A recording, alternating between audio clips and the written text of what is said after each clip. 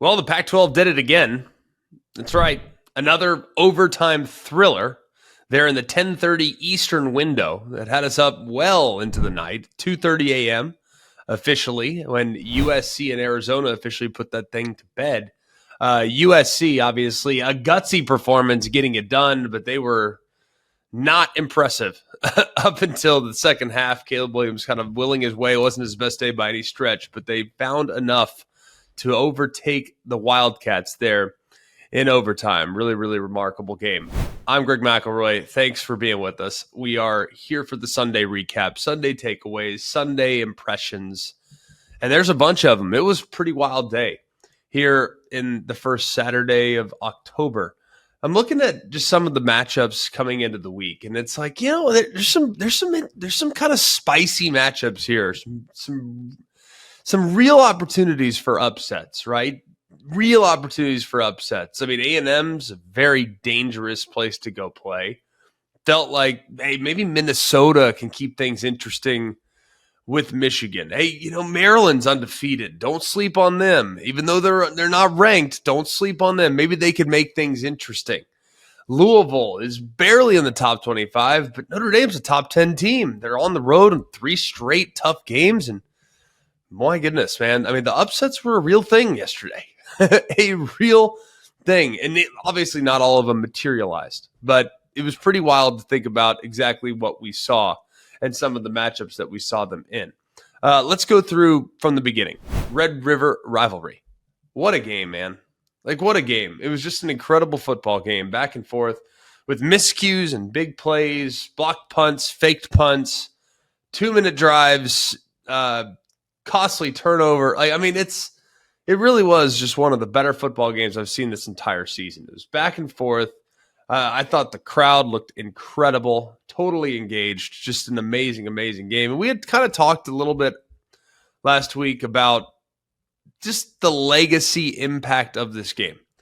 Not necessarily to the extent in which, Dillon Gabriel in failure, which obviously he didn't fail, more on that in a minute, but in failure, would he still be kind of looked at as a guy that, is a big-time Oklahoma quarterback, right? I mean, Oklahoma's got a really high bar for quarterbacks. Like, we get that.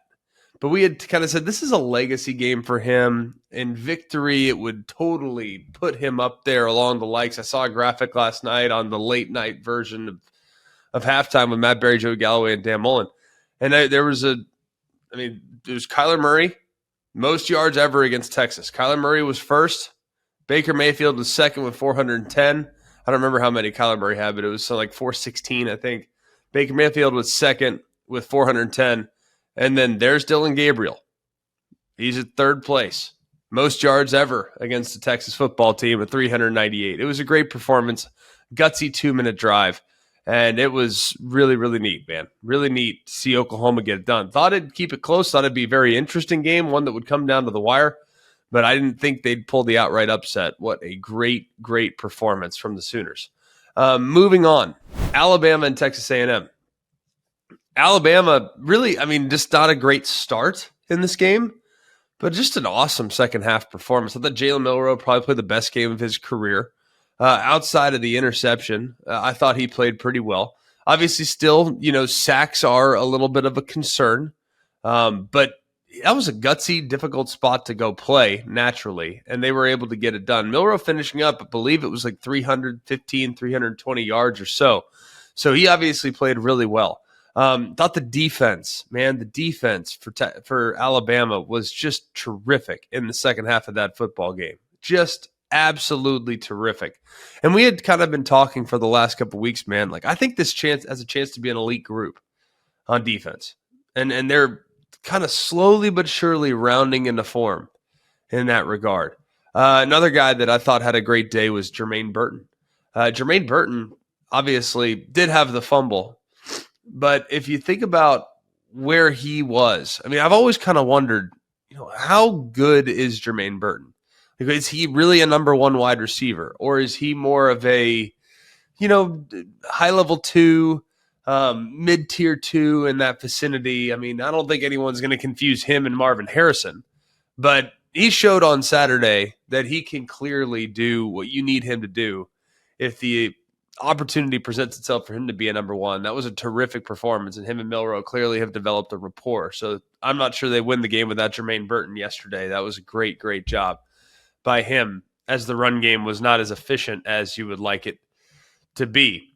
Other games of significance. Maryland, obviously, really interesting early. I don't think I've ever seen Ohio State look as bad as they looked in the first half offensively. I mean, obviously, I'm a prisoner of the moment, perhaps, but in the Ryan Day era especially, I don't recall a time in which Ohio State was that inefficient. Obviously, I think they, what was it, 2016 or so, when they made it to the playoff and got blanked? All right, that's a different animal. But this edition of Ohio State, this era of Ohio State football, I don't think I've ever seen the 30 minutes quite that bad on the offensive side. But my goodness, they rounded into shape really quickly at halftime. They played so much more efficiently. They obviously got things going a little bit with Marvin Harrison obviously having a big day. Big key that we had was, if Maryland wants to have a chance in this one, they have to keep Marvin Harrison in check. If he's getting off, there's no chance. Well, 8 for 160 or whatever it ended up being is I would constitute that as going off. So a great game by him for sure, and one that obviously they had to have there after what was a little bit of a slow start. Another game that I thought was, really a great performance was North Carolina. North Carolina beat Syracuse. I'm not going to spend a ton of time on it, but that was there in like that 2:30 window. North Carolina's legit, y'all. Like, they're really good. They're not. I know Syracuse struggles. I don't think Syracuse is very good. I think that they're very human, but North Carolina showed that they're for real. And we'll get an opportunity next week to play against a real ticked-off Miami team, because my goodness. Did you guys see what happened in the end of the Miami game? Oh. It's like gut-wrenching to watch. It's so painful. And ultimately, I just still don't understand what Mario Cristobal was doing. I can't even fathom it.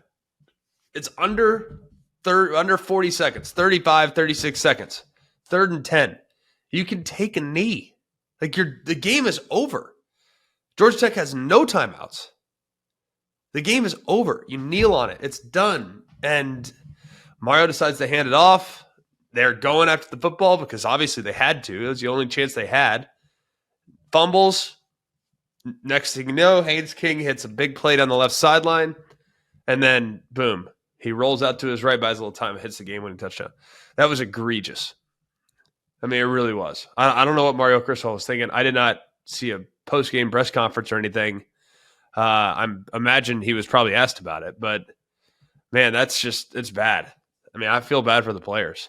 I feel really bad for the players. Like, ultimately, yeah, you can't fumble. I get that. But I feel terrible for them. And kind of take some of the shine off of next week's game between North Carolina and Miami, a game that very likely could decide who's going to play Florida State for the ACC championship. And now, obviously, Miami with that one loss in conference, it's not going to be one that's easy to overcome. I mean, that's a season ruiner there. So just hate that for Miami. Other impressive performances. Oregon State gets done on the road. High-scoring affair there, by the way. Anyone expect 92 points being scored with Oregon State and Cal? Because I didn't. I didn't at all. Two teams that run the football, two teams that average like 200 yards rushing a game, and they get to 92 combined. I certainly didn't see that coming. Out west, Washington State falls at the hands of UCLA. This was a great performance defensively from UCLA. I mean, Washington State had been red hot. Red hot for how long? A month since they played Wisconsin. They'd been red hot, really playing good football. Well, they couldn't manufacture hardly anything. Just 10 points offensively. They obviously had the pick six there at the end of the first half or so that kind of broke the game open just a little bit. But defensively, UCLA absolutely completely shut them down. It was tremendous performance. And Carson Steele, the transfer, man, I think 150 yards rushing was pretty wild. One final couple takeaways here in the night slate. Notre Dame, man, I don't know what it is about Sam Hartman when he's playing against Louisville. And I don't know. Maybe there's like this mental block with Louisville with Sam Hartman. But Sam Hartman against Louisville in the last two performances has like 40 turnovers. I don't know if that's the exact number, but it feels like it. He obviously had 2 fumbles lost last night, had 3 interceptions. Last year, I believe he had 4 turnovers in one quarter, 6 altogether. So you're telling me against one opponent, Louisville Cardinals, Sam Hartman has had about 11 turnovers in his last 2 games against Louisville? Or somewhere thereabouts? I mean, I didn't think last year's performance could be topped, and it was just about. Feel bad for him. Obviously, Notre Dame, that's their second loss. 2 of the last 3, they come up short. It's a tough place to play. Obviously, Louisville was ramped up for the game. I was really surprised more than anything else that Louisville was able to run the ball with so much efficiency. I know Jawar Jordan's amazing, but I was shocked that they were able to just punch holes in this Notre Dame defensive front. Because I think that group's really stout. I think they do a really good job. But that was probably one of the better rushing performances I've seen against Notre Dame in quite some time. I mean, I don't know the stats specifically, how it stacks up, but just off the top of my head, it didn't feel like a typical Notre Dame performance. If anything else, it felt like Louisville was just playing against a standard G5 team or low-level ACC team, the way that they were poking holes in that Notre Dame front. And obviously that ends a series of streaks. Notre Dame had beat, I think, 31 consecutive ACC teams. That's done. And Louisville gets it done and kind of announces to the college football world that they're legit. They are really, really good. And I'm not saying that they're this year's TCU. Okay, let's not get carried away, but they're well on their way with a great performance. 2 best teams in the country are Georgia and Michigan. I'm not sure that it requires a whole lot of explanation. We were on the call for Georgia, Kentucky, and guys, I'm telling you, man, Carson Beck is legit. I mean, he's really good. Really, really. We know Brock Bowers really good, but Carson Beck is a dude. I mean, he is very accurate. He has great ball placement. He has a big arm. He's got everything that you could possibly want when evaluating the quarterback spot, man. He's got a very bright future. And he's got a very bright present, given what he's doing right now. That was kind of a vintage Georgia performance. You know, they still can't really run the ball with the same level of efficiency that you'd want. They ran it better last night than they'd had in quite a while, but would love to see the run game pick things up a little bit at some point here in the future. But man, their pass game is tough to defend. I mean, with the weapons that they have with Brock Bowers and obviously the transfers, Robert Thomas and Dominic Lovett, when Lad McConkey gets healthy, man, they're going to have some weapons. So it's going to be really interesting, I think, to watch Georgia evolve over the season because I think they're just getting started. And I think their best football is in front of them. Michigan is just a complete dominant force. I mean, can't say. I got to be honest, I was not surprised. Like, I didn't watch 1 second of this game, not because I didn't want to, but because I was on the call up against it. But seeing the bottom line score and seeing the highlights, not 1 second of this game was surprising. I mean, not one. I mean, Michigan is so good, offensively and defensively. Obviously, a couple pick sixes in the game. I mean, just a relentless pouring it on in Minnesota. Minnesota's not very good. I don't think a lot of people need me to convince them of that. But either way, man, I mean, that was one heck of a performance on the road in conference against a team that's pretty proud and desperate, and they killed their will immediately. LSU survives what was a shootout, really interesting game there in Missouri. Tough game. Bad start for LSU. Missouri comes out swinging. LSU outscores them 32-14 there in the second half. And what a beat, by the way. Obviously, the touchdown at the very end. Missouri is 6.5-point dog. Touchdown at the very end. Bad beat, man. Felt bad for whoever was carrying a Missouri ticket there because that thing should have at the very minimum been put on ice. And it was never even a loser until the last second. That's for sure. Any other takeaways this week? Not a ton.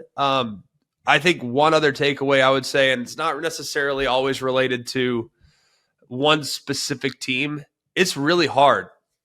It's really hard to win on the road in conference at night. I mean, it really is. Like, just looking at some games. Oklahoma State, Kansas State. Like Oklahoma State got run out of the gym a few weeks ago by South Alabama, right? Just got run out of the gym. Well, Kansas State, obviously a really well-coached football team. They go on the road and they lose convincingly. I know it was only an 8-point game or whatever it was, but lose pretty significantly there on the road in Stillwater. Another one, TCU, going to Iowa State at night. Difficult spot to be in. TCU, obviously, pretty decent, but have had some ups and downs. They're now 3-3 after finishing as the national championship runner-up last year. But that's an example of Iowa State, man, starting to round into form a little bit, getting a little bit better, and starting to figure things out. Kansas, obviously, throttling UCF. Florida, hammering Vanderbilt. There's a bunch of examples where it's just hard to win on the road in conference at night. A bunch. It's very, very difficult. Other notable performances as well. Colorado gets it done. Not cover, but gets it done.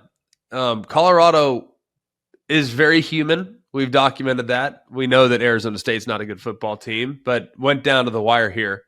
Shedeur Sanders kind of like looking at the crowd at the end of the game. Like a lot of people, that moment going viral, people all mad about that. Like, why do you care? Like you go on the road, hostile environment. Like it's not a big deal. Like everyone's big mad at Shedeur for taunting the Arizona State crowd. Who cares? Like he won. He's earned the right to do what he wants. So I think Colorado is still really human. I think it's going to be tough to get to bowl eligibility still. I know they're at 4 right now, but they have a game against Stanford that obviously is extremely winnable. And then I think it's going to come down to the game against Arizona. And we saw what Arizona was able to do this past weekend. Arizona is pretty legit. The backup quarterback taking USC the distance. So it's going to be interesting to watch that matchup down the road as well. So that's kind of our Saturday recap, Sunday recap. I don't even know what day it is anymore after another 2:30 night in the Pac-12, but you got to love it. Got to enjoy it. Got to soak it up and got to appreciate it, man. It's so much fun. We're halfway through the season, man. We're starting to really get things to come to the forefront. We're starting to identify trends, and we're starting to see some teams that are legit and teams that aren't so much. So it's been very, very fun these last couple of weeks as everything is starting to clarify just a little bit, crystallize, if you will. Like I can kind of see, we can see the landscape and we can start to draw some conclusions on some teams now, which is not something we were able to do just a couple of weeks ago. So it's starting to get pretty fun. And I know that we'll be here with you again on Monday, breaking these games down in detail, breaking down some of the trends, matchups, things like that in detail. And we'll, of course, be with you again on Wednesday and Thursday as well, previewing week 7 of the college football season. For all of us here at Always College Football, for Mark, who's actually up and awake and doing the show with me today. He wasn't the last time we did it in the middle of the night. That's okay. Mark's here. For Jake, for Jack, I'm Greg. We hope you have an amazing Sunday. And remember, it's always college football.